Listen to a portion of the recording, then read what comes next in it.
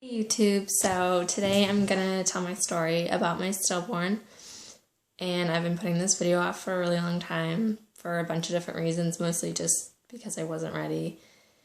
And I actually have notes right now, so that's what I'm looking down at, but my daughter's sleeping right now, so I decided today's the day. So before I start, I just want to say sorry if this video is like, if you can't even hear me, I'm doing it on my phone, or if it's boring. I really haven't mastered editing yet, so I'm going to try to keep it as short as possible. So, yeah. So the reason I wanted to do this was because after my daughter was born, I found that there wasn't a whole lot of information or videos or anything like that on stillborns, and it was really difficult just to find anyone to relate to. So that's why I decided to do it. And also just for myself, it's been a really hard thing, and I don't know, I feel like it'll be therapeutic, so here goes. So, first of all, my name's Samantha, and my husband's name is Colt, and we have an 18-month-old daughter named Ava. I also just want to say I'm sorry, but I'm like really nervous, so sorry if I stumble or if there's a lot of likes or ums and all that. So this happened this past year in 2013, and we found out we were pregnant just shortly before our wedding, which was in August. And I'm sorry.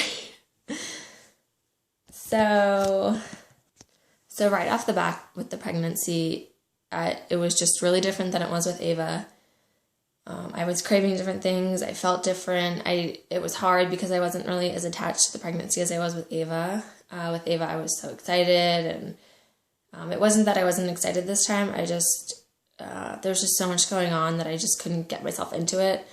And Ava was only 10 months old, and it was just a lot. So October 5th, we went and got an elective ultrasound, and I went with Ava and my mother-in-law, and since Colt couldn't come with us because he was working, we had them put it in an envelope so that we could find out the gender together. And we took it to a bakery and had them make a gender cake.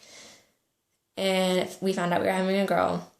I was personally so excited because we already had everything we needed, and I have two sisters, so it was just really fun for me.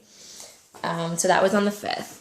And after my ultrasound, it's really hard to explain. I just couldn't, it just felt weird. Something was wrong. And I knew it, and I just, instead of calling my midwives or anything like that, I just put it aside, like, I was nervous, or and not that I regret anything, but they tell me I couldn't have done anything, but you always feel like there's something else you could have done.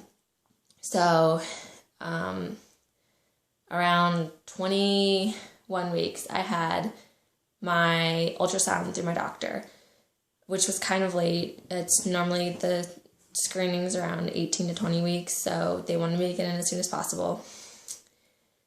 So I went by myself, and I went down to the hospital that morning, and I remember they took me in, and the ultrasound tech was like, do you know the gender and all that? And I said, yeah, we found out through an elective. And she was like, okay, good, because this is going to be really fun, and I'm a talker, and we're just going to have a good time. I'll get a lot of good pictures. And I was excited because we didn't get that many pictures with the elective. She was being really difficult.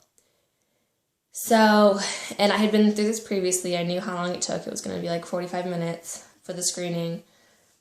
And at my elective, the baby was head up. She was kind of like at an awkward angle, but she was up, and that made me really nervous because I really wanted to have it naturally, a natural birth. And so at my screening, I noticed that she was head down, and there were like all these questions going through my head, like, is she head down? What's her heartbeat? All these things. And for some reason, I just couldn't say it out loud. It was almost like I just knew something was wrong, and I didn't want to say anything or ask anything. And at every ultrasound, even with Ava, the first thing I look for on the screen is the heartbeat flicker. And when I looked, I didn't see it. And for some reason in my head, I said, maybe it's because she's sleeping, which obviously doesn't make sense because you still have a heartbeat when you're sleeping. But I just was trying to tell myself anything I could. So the doctor came in and he looked at the screen and he said, okay, got it. And he walked out. And she said, okay, you can wipe yourself off now. You're going to meet with the doctor and talk to him. And I said, okay. And in my head, I was thinking, wow, she only took like 3 pictures and she wasn't talking at all. And, it's not supposed to be this quick. And I knew something was wrong. I just couldn't say out loud. I couldn't ask questions. I couldn't.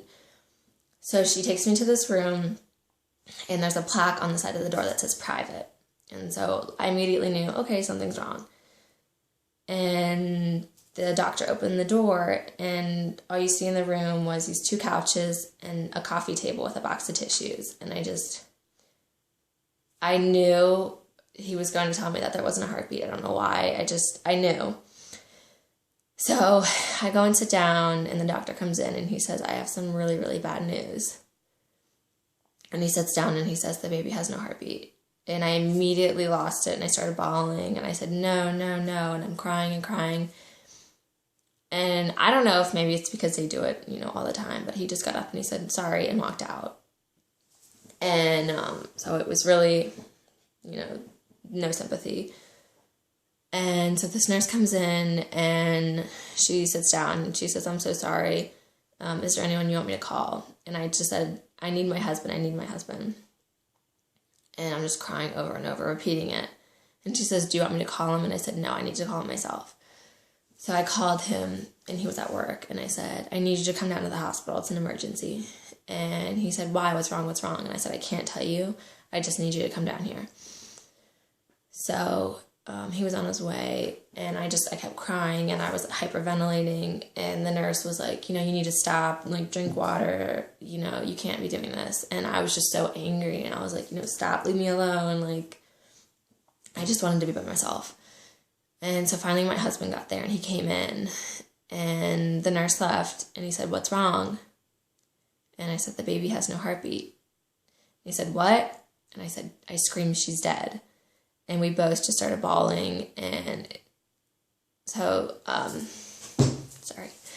A few minutes later, the nurse came back in and she said, we called your midwives and the office is right across the street from the hospital. And she said, we called the midwives and let them know they want you to come over there. And I said, okay. This was on October 24th. So we went over to the office and I walked in with my sunglasses on. I had to go through the waiting room with all these pregnant people and it was really hard. And as soon as they saw me at the desk, they were like, oh, come in, come in. So we went to the room and one of my midwives, Margie, came in and she gave me a hug and she said, I just want you to know it's not your fault and there's nothing you could have done. And so she said, basically for what we're going to do from here is we're going to induce you because this is a baby and we're going to treat her like a baby and you're going to deliver her. And that was kind of relieving because that's what I really wanted. So she said, there's 2 things I can tell you. One, that it will probably go really quickly. You're usually in and out in 3 hours. And I said, what are the chances that we find out, what happened, what was wrong? And she said, slim to none. And for us, both of those things were not true. So she said, we can induce you tonight and you can have her by tonight or tomorrow morning. And Ava's birthday was on that Saturday, the 26th. We were having a big birthday party at her house. And I said, no, I can't do that.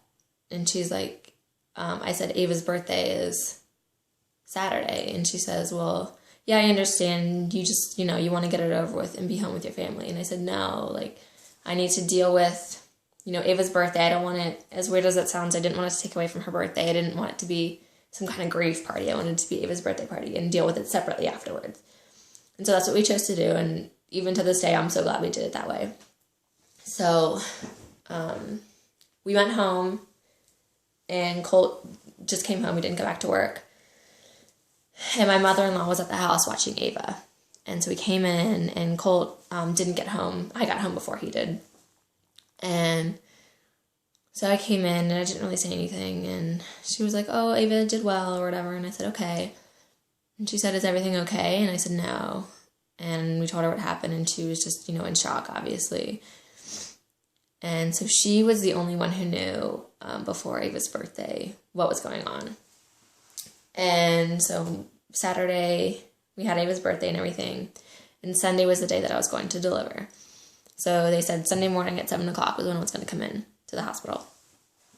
And let me look at my notes really quick. Okay, so I didn't really miss anything.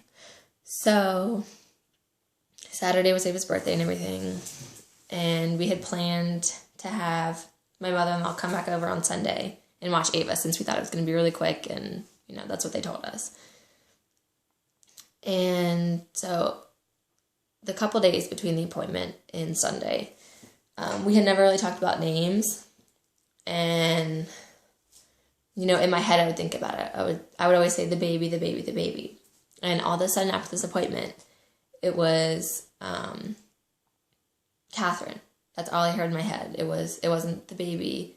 It was, Katherine's birth. And I can't explain it. And it wasn't even a name that we had really considered before, that I had thought about, but it's all I could think about in my head. And so that's what her name was. And I told Colt he should pick her middle name. And he said, all I can think about is Elizabeth. So her name was Katherine Elizabeth. So Sunday morning, we got to the hospital, and really we were admitted, and we just waited a few hours before my midwife even came. So I was induced around 10 o'clock, 10:30. And I had this amazing nurse. Her name was Lainey. And even her and my delivery nurse, which I'll get to that, but I honestly could not have done it without either of them. They were amazing. So we were told that it was going to be quick, which it wasn't, and it's not anyone's fault that they told us that, but I was just really different.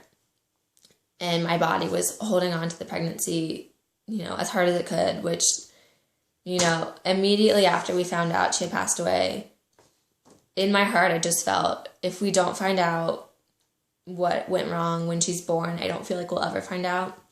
So before I was induced, Colt and I both decided that we weren't going to do autopsy or anything like that, it is what it is. And a lot of people really want closure, but I just felt, if we don't find out when she's born, then we're not going to. So we decided before that we weren't going to do autopsy, or I know there's a couple other testings, but we weren't going to do any of that. So we waited hours and hours, and then around 10:30 my midwife came, and she said, we're going to go ahead and induce you. So I was induced, and it was just waiting and waiting. They kept asking, is there any blood? Are you feeling any contractions? And I was cramping, but it wasn't anything like labor. So I don't know, maybe around 3, Colt had asked the midwife, is anyone going to check on like an ultrasound to make sure it wasn't a mistake? And that was really hard because he wasn't there at the appointment, so he didn't get to see, and the midwife says, there's different tests that they can see on the screen. It's not a mistake. They would have, there's different things that they can see on your screen, on their screen, and different waves and brain activity and all that kind of stuff. And she said, they don't usually, it's not a mistake. And he said, okay, I'm just wondering. And so him and the midwife had talked about it, and they agreed that they would have someone come down and do an ultrasound. She said, I completely understand. You weren't at the appointment, we'll have someone come down. And I kept saying to him, like, please don't be upset if it's not what you want it to be. And he said, I know you think I'm in denial, but I just want to be sure, because what if it's a mistake?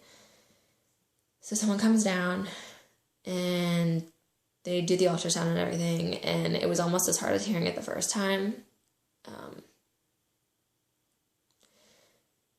But my midwife said, there's no activity. So, it was harder for me than it was for Colt. I don't know why, because he had never seen it before. But it was like hearing it all over again. So anyway,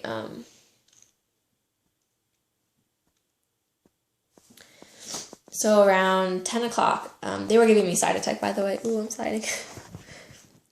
I was induced with Cytotec. And the first 2 doses they gave orally. And the third time they said, you know what, this isn't working. We're going to have to do it vaginally.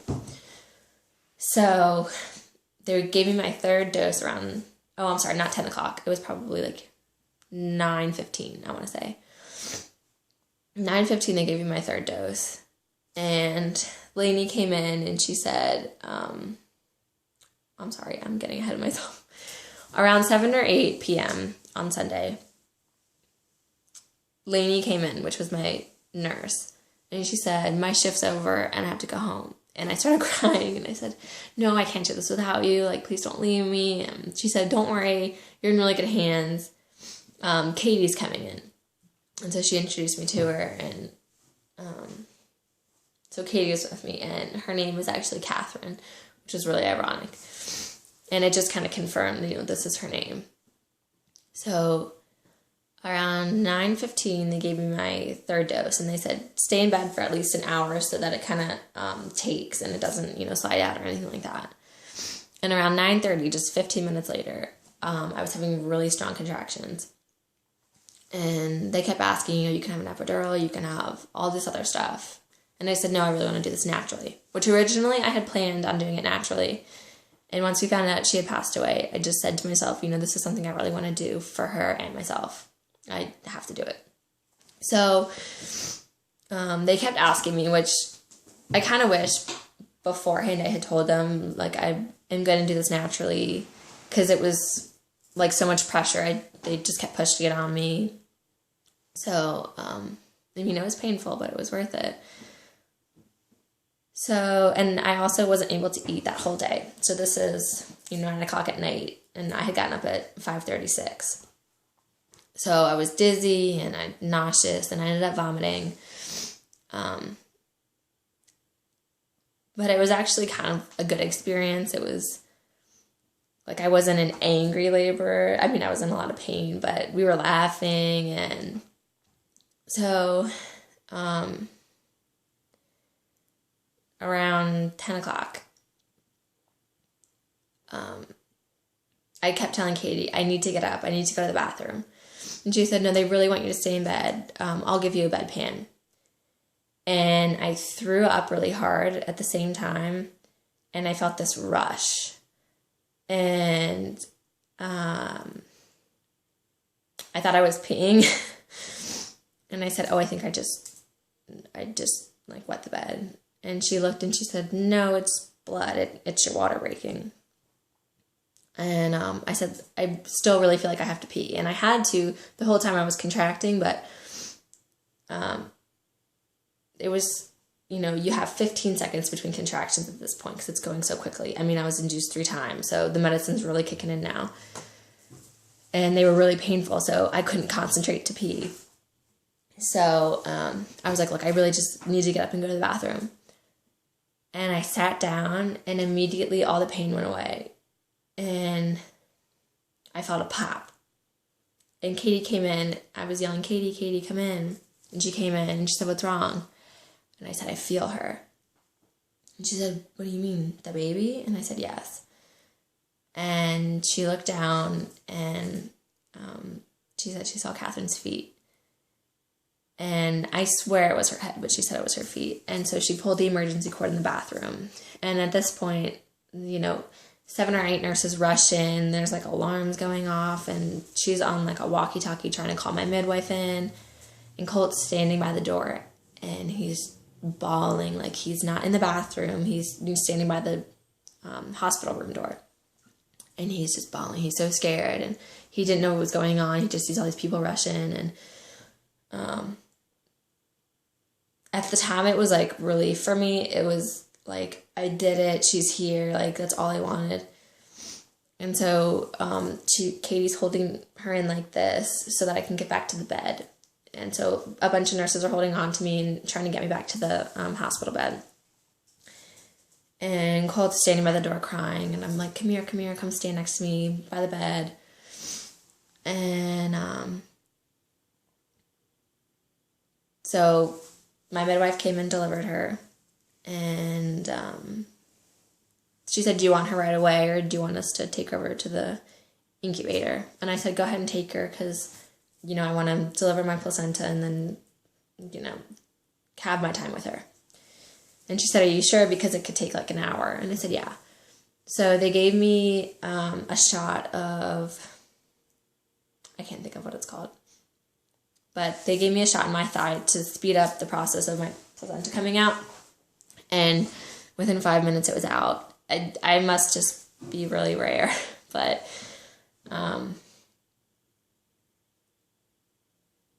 Colt was standing by the bed, and I kept saying, it's okay, she's here. And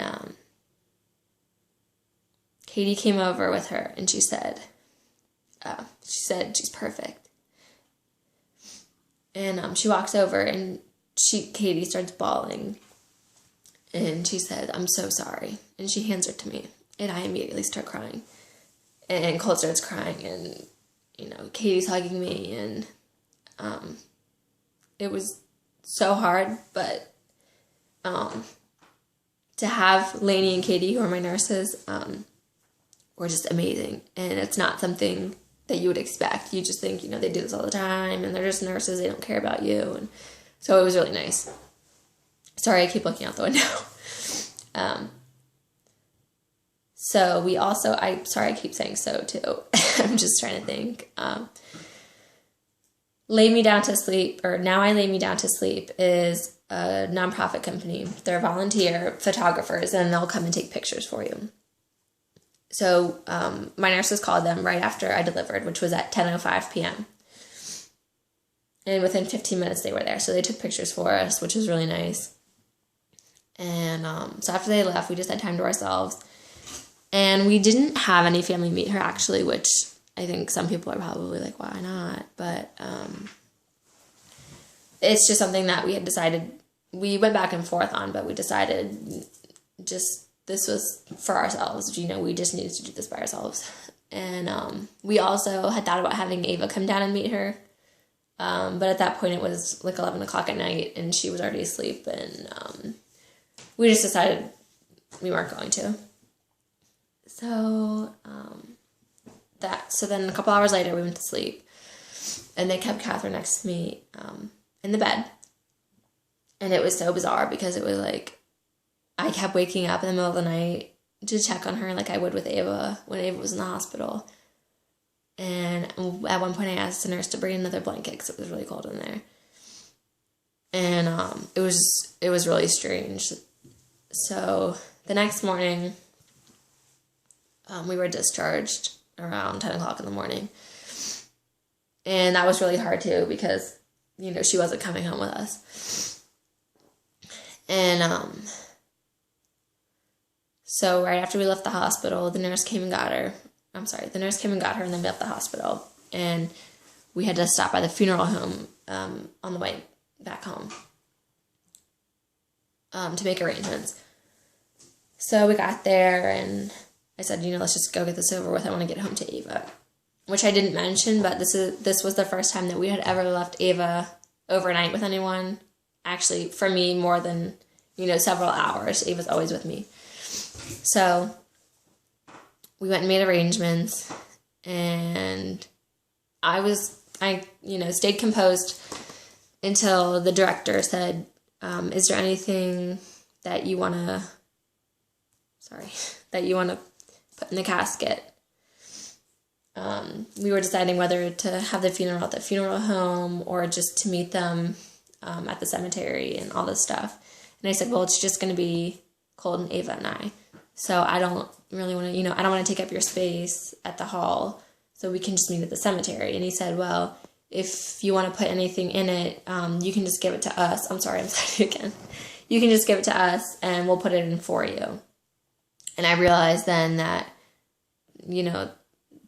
that was the last time I had seen her. That was it. And so I started bawling, and I said, is it okay if we meet here so that we can put things in, and then we can follow each other to the cemetery? And he said, yeah, that's totally fine. They were also really great to work with. So that night, I think the night before, her funeral, which was Monday. Her funeral was Tuesday. So we went home and everything, and then Tuesday was her funeral. So Monday night, I had stayed up and written a letter that I was going to put in her casket. And to this day, that night was probably the hardest night of anything, just because it was this realization that that was it, and this was real, and this is going to be the last time that I saw her, and just writing things out in the letter, it just made it so real. And so I locked myself in the bathroom to write this letter. And Cole was like, "Are you okay?" And I said, "Yeah, I'm going to go to the bathroom." So I locked myself in there and wrote this letter. And when I came out, I was just bawling. And he said, "What's wrong?" And I said, "I can't do this." And I crawled up on his lap, and I was like crying so hard. I was, I couldn't breathe. And he was like, "You have to stop. We have to do this for her, and it's going to be fine." So the next morning, we went and got our flowers and everything, and we met them at the hall. And we brought pictures of the three of us to put in there, the letter that I wrote, and Ava had picked out a blanket. We had a couple of her blankets, and we had her pick one that we were going to put in the casket with her, but it didn't fit. So now it sits with her memorial that we have for her. So, we met them at the cemetery and everything, and since we didn't invite our family to the funeral, we invited everyone out to lunch afterwards, kind of like as a celebration. I know people have receptions for funerals, so we did that instead. And that was almost 7 months ago, October 27th. Oh, I'm sorry. 27th was when she was born. October 29th was her funeral. So I decided to make this video because after it happened, there was kind of lack of support and sympathy. People sent cards and everything, but after a couple weeks, it was like it didn't even happen. And there was hardly, I couldn't find any support groups in my area, any information online. It was just really hard, and it felt like I was doing it by myself. So as far as grieving goes, it's been almost 7 months. I visit Katherine every week. I usually go on Fridays, but I go once a week. And I talk to her, and, it's still really hard.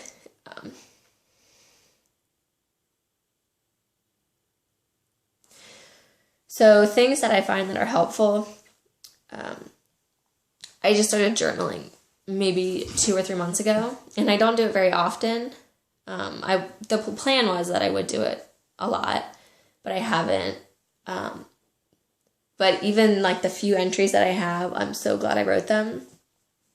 And I started reading books, and I got one about a month after she passed away. And it was okay. It wasn't like, I'm glad I read it, but it wasn't the best book. And maybe it was just the timing. But a few months ago, I found a link for a book online. It was like it was a book, but they had it available that you could just read it online. So I started reading it, and I read 100 pages. Like, I couldn't put it down. And then I stopped for a while, and then I couldn't find it again online. So I had just ordered it, and I started reading it again, and maybe I'll do a review after I finish reading it. But this book is absolutely amazing. It takes the words right out of your mouth. I don't get through a page without crying. But, yeah, so that's my story. I don't even know if anyone's watching this, but if you are, thank you. And this has been really good for me. So maybe I'll do more videos. I just found at the time there was just an underwhelming amount of videos. It was like just I just couldn't believe it. It was almost like I was the only one. And that's what it feels like, I think, probably for anyone, that you're the only one going through this. So I'm sorry this was so long. I wanted to make it shorter, like 15 minutes, but feel free to skip through. So thank you so much for watching. Bye.